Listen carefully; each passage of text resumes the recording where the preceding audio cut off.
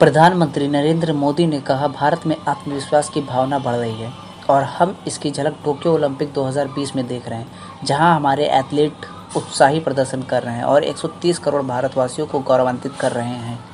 साथियों, गुजरात सहित पूरे देश में ऐसे अनेक काम हैं जिनके कारण आज हर देशवासी का, हर क्षेत्र का आत्मविश्वास बढ़ रहा है और ये आत्मविश्वास ही है जो हर चुनौती से पार पाने का, हर सपने को पाने का एक बहुत बड़ा सूत्र है।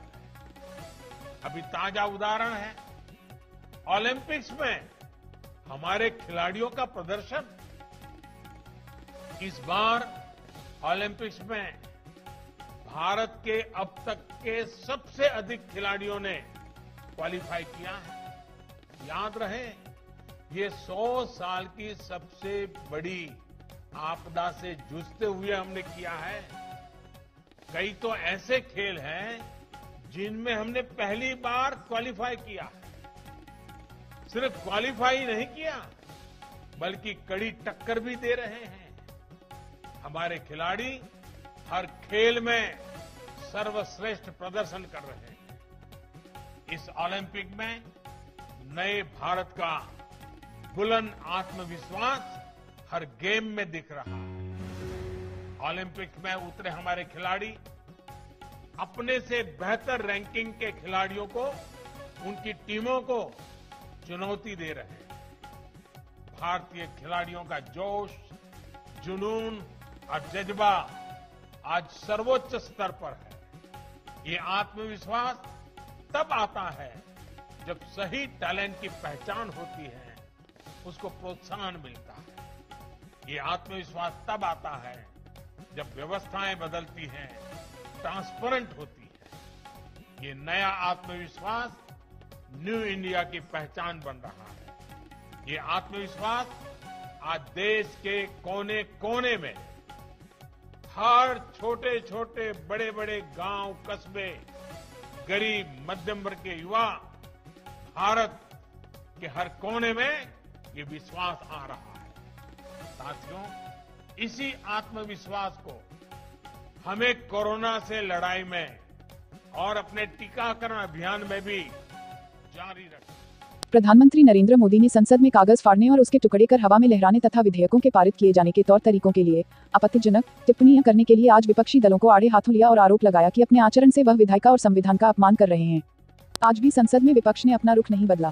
लोकसभा और राज्यसभा की कार्यवाही शुरू होते ही विपक्षी सांसदों ने नारेबाजी की और हाथों में पोस्टर लेकर वेल तक पहुंच गए। इससे पहले कांग्रेस के पूर्व अध्यक्ष राहुल गांधी और कई अन्य विपक्षी नेताओं ने पेगासस जासूसी मामले पर सरकार को घेरने और दबाव बनाने की साझा रणनीति पर चर्चा की। राहुल गांधी के न्योते पर कई प्रमुख विपक्षी दलों के नेता यहां कॉन्स्टिट्यूशन क्लब में नाश्ते पर मिले। हालांकि आप और बसपा का कोई नेता बैठक में नहीं पहुंचा। उत्तर प्रदेश के सीतापुर में क्लिनिक में घुसकर डॉक्टर की हत्या। हत्यारे ने तलवार से पहले हाथ काट दिया, फिर सिर और गर्दन पर किए कई वार। मौके पर हुई मौत। जिनके द्वारा मरीजों को यहाँ देखा जा रहा था, इन्हीं के गांव का एक अच्छेलाल विश्वकर्मा अचानक यहाँ आ गया और उसके द्वारा धारदार हथियार से उनके ऊपर प्रहार किया गया, जिससे उनकी मृत्यु हो गई है। उनके पिताजी भी इस समय यहाँ बैठे थे और एक वृद्धा मरीज भी यहाँ थी। वो ये नहीं देख पाया कि वो अच्छेलाल विश्वकर्मा कब यहाँ आया और डॉक्टर साहब के पास पहुंच गया। ये संज्ञान में आया है कि कुछ जमीन का प्रकरण है जिसमें पैसे के लेन देन की बात आई है। इसके अलावा अन्य बिंदुओं पर भी छानबीन की जा रही है। किस कारण से ये घटना हुई है, उसको अभियुक्त को हिरासत में ले लिया गया है। जिस शस्त्र से प्रहार उसने किया है वो बरामद हो गया है। बाकी चीजों पे हम लोग कार्रवाई कर रहे हैं और इस अभियुक्त के विरुद्ध हम कठोर कार्रवाई करेंगे। उत्तर प्रदेश विधानसभा का 2021 का द्वितीय सत्र 17 अगस्त से प्रारंभ होगा। इस संबंध में आज राज्यपाल आनंदीबेन पटेल की ओर से प्रमुख सचिव विधानसभा द्वारा सूचना जारी की गई। ग्रेटर नोएडा में 3 तलाक का एक और मामला सामने आया। पत्नी फोन कॉल पर दिया पत्नी को 3 तलाक। 5 लाख रुपए और बुलेट बाइक न मिलने पर दिया 3 तलाक। दादरी की युवती की बुलंदशहर में हुई थी शादी। पुलिस ने पति समेत 9 लोगों पर एफआईआर दर्ज की। दादरी कोतवाली में आरोपियों पर दर्ज हुआ एफआईआर।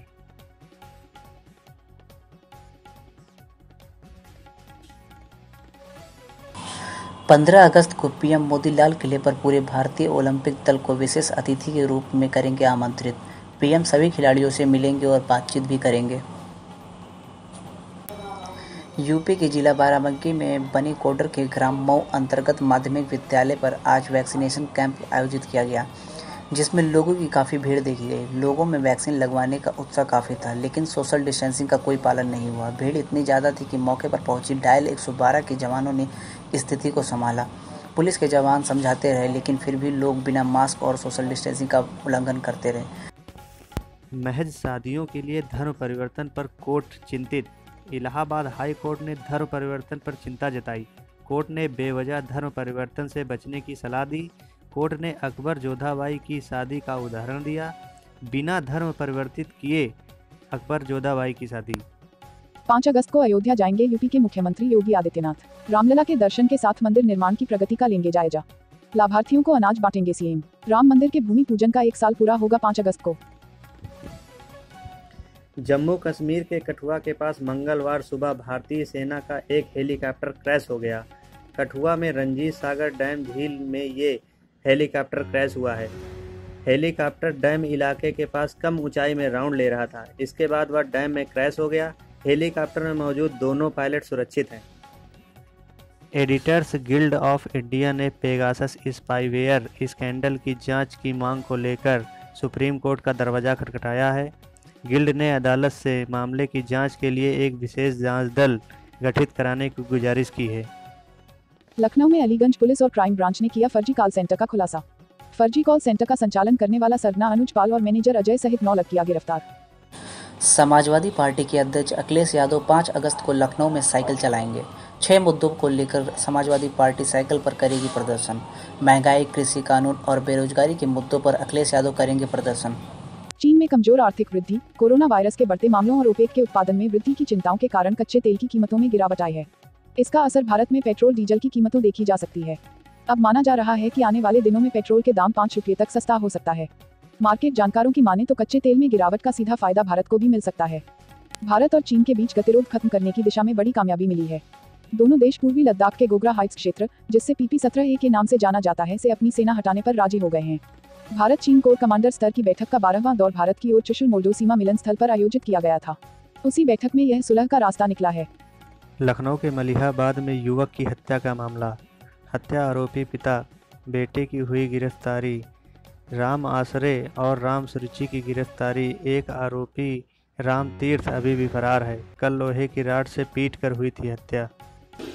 उत्तर प्रदेश के हरदोई में ट्रक के नीचे आया बाइक सवार युवक। हादसे के बाद ट्रक में लगी भीषण आग। बाइक सवार आग से जला और उसे CSC भेजा गया। माधवगंज थाना क्षेत्र के ग्राम रूदामऊ के पास हुई घटना। सूचना पाकर तत्काल दमकल और पुलिस की टीम मौके पर पहुंची।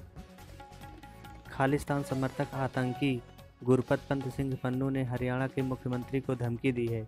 इससे पहले वह JP नड्डा और हिमाचल प्रदेश के पूर्व CM शांता कुमार को भी धमकी दे चुका है। पन्नू ने इन नेताओं को 15 अगस्त के दिन राष्ट्रीय ध्वज न फहराने की चेतावनी दी है। गुरपत पंत सिंह पन्नू के पास से रिकॉर्ड की गई रैंडम फ़ोन कॉल के जरिए धमकी दी जा रही है। हालांकि मुख्यमंत्री के पास सीधे कॉल नहीं आई। Subscribe Viral Times for latest news update and press the bell icon to get all the latest video updates.